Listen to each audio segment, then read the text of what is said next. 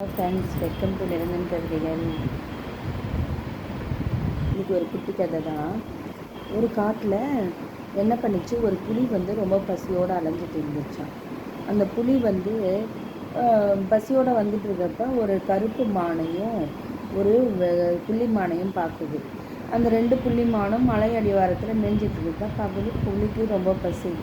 கிட்ட போகிறப்ப புலிக்கு ஒரு சின்ன சந்தம், கருப்பு மானை சாப்பிட்லாமா புள்ளி மானை சாப்பிட்லாமா. ஆனால் இதை பார்த்த அந்த 2 மானும் அந்த புளியை பார்த்துட்டு தெரிச்சு ஓடிடுது, ஆளுக்கு ஒரு பக்கம். இப்போ புளி என்ன பண்ணுது, நம்ம லெஃப்ட் சைட் போகலாமா ரைட் சைட் போகலாமா, வலது பக்கம் ஒன்றும் இடது பக்கம் ஒன்றும் 2 மானும் தெரிச்சு ஓடிடுது. இப்போ வலது பக்கம் போகிற கருப்பு மானை பிடிக்க போகலாமா, இடது பக்கம் போன புள்ளி மானை பிடிக்க போகலாமான்னு தேடுது. வலது பக்கம் கருப்பு மானை தேடிட்டு போகிறப்ப அந்த கருப்பு மான் ரொம்ப தூரம் ஓடி போயிடுது. இது கண்ணில் சிக்கவே இல்லை. திரும்ப பஸ்ஸோடு வந்த புலி இடது பக்கம் போனால் புள்ளி மானை தேடிட்டு போகுது. அப்போ இடது பக்கம் போன புள்ளி மானம் அதை தெரித்து ஓடி போய் அதுவும் எங்கேயோ போய் மறைஞ்சிக்குது. இப்போ பசியோடு இருந்த புலி வேறு எதுவும் பண்ண முடியாமல் ரொம்ப பசியால் வாடுது. இந்த கதை மூலமாக நம்ம என்ன தெரிஞ்சுக்கிறோன்னா, எந்த ஒரு டிசிஷனையும் எந்த ஒரு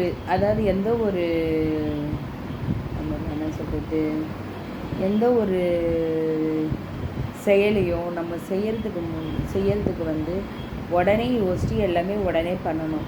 எதையும் நம்ம யோசித்து நம்ம பண்ணுறதுக்குள்ள அதுக்கான காலமும் நேரமும் நம்ம விட்டு ரொம்ப தூரம் போயிடும்.